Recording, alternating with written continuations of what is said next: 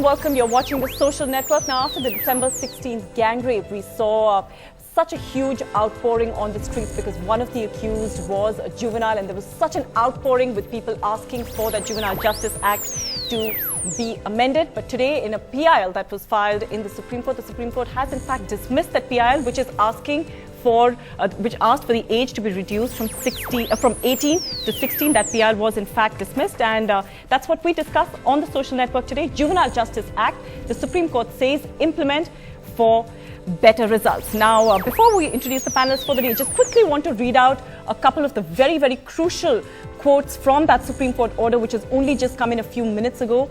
The Supreme Court has said in its order, we do not think that any interference is necessary with the provisions of the statute till such time as sufficient data is available to warrant any change in the provisions of the aforesaid Act and the rules. On the other hand, the implementation of the various enactments relating to children would possibly yield better results. So basically a very clear two-pronged approach. They're saying that there isn't sufficient data to necessitate a changing of that Act. And the other thing that they're saying is if the Juvenile Justice Act in its current form was implemented in true letter and spirit, then that would possibly yield better results. Now, joining us to talk a little bit more about that on the show, we've got with us in the studio Inakshi Ganguly. She's the co-director of HUC of Center for Child Rights. Thanks, Inakshi, for coming in. We've also got with us the advocate of the petitioner, Vivek Narayan Sharma, who actually filed that PIL.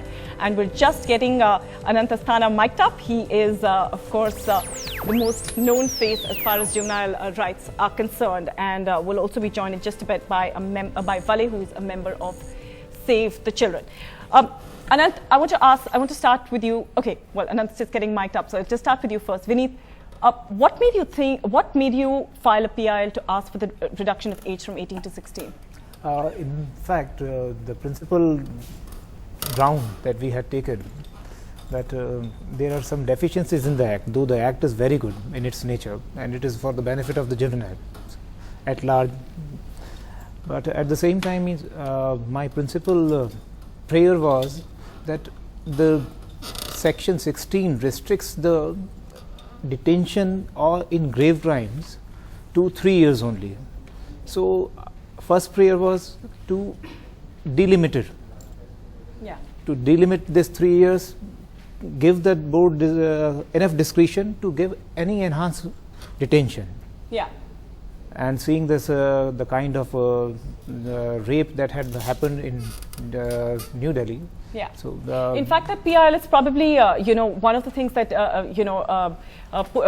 touches on a lot of the public sentiment, because a lot of the Twitter reactions that we've been getting are, in fact, talking, Anant, they're very specifically talking about the fact that, the Supreme Court decision to actually dismiss that PIL is, in fact, justice denied, which are very, very strong words for, given that the order actually says that the Juvenile Justice Act is just fine in itself.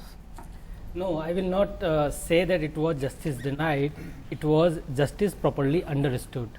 The part of one part of the judgment deals with the safety of the society, and it says that if the JJ Act is implemented, then it will ensure safety in the society. So that's what the Supreme Court judgment said. Yeah. So it's like understanding better how juvenile crime can be reduced. So we are concerned about safety of society. But we are not about the reduction of crime. We are having a juvenile who has already committed such kind of a crime. Yeah. Okay, but in a sense, the larger issue, of course, is about, Inakshi, the larger issue is, of course, about the fact that if you reduce the age from 18 to 16, that means that so many younger children will suddenly become criminals for very, very petty crimes. I mean, a lot of people have also said that you can't let emotions ride on the basis of one case and then blanket put it across so many kids who would end up becoming criminals. Absolutely. I mean, taking it to a different argument, recently we read in the newspapers that there were 100 children from schools of Gurgaon and Delhi who were found in a smoke and sex party. Yeah. Now, are we going to consider them delinquents, or are we going to consider them children who need support and supervision? Yeah. So it's the same argument. Yeah. There are children who are committing crime at 10 and 11 and 12. Yeah.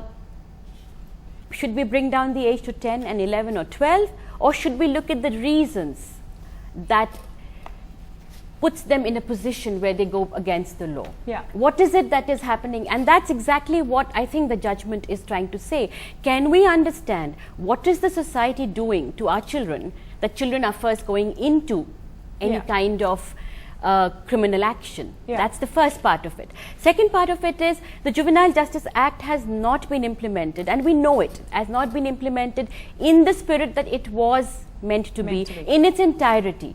So we do not have, we cannot say it has failed or not failed unless we know that it has been, if we have implement every provision of it as it was meant to be, and if it had failed, then we of course will need to change the law. But till such time, we need to understand and implement the law better. And I think in that the Supreme Court has been very, very wise in its judgment, and it has continued to keep up the spirit of understanding of the Juvenile Justice Act that has been as it has been understood over the years. Yeah. In fact, Justice Lokur recently gave a judgment on the 10th of this month, which again, once again upheld the spirit of juvenile justice.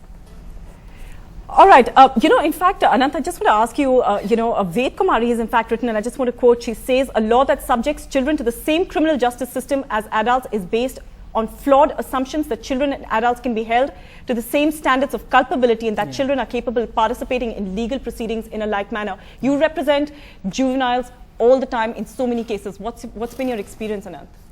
See, my experience has been that majority of children, they get reformed. Name serious offences, murder, rape.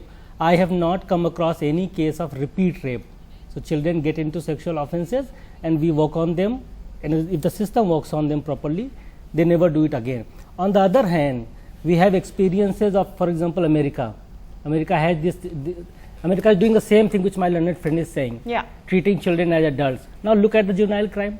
It has gone, up and up. Incarceration has gone high. Now they are reducing it. So after putting the society at a great peril, now they are correcting the mistake. We are saying, please don't do the mistake when we have one experience before us. Yeah. Let this law be implemented properly. And another thing, the presumption that you send children to jails and then the crime is addressed. No. Has adult crime stopped?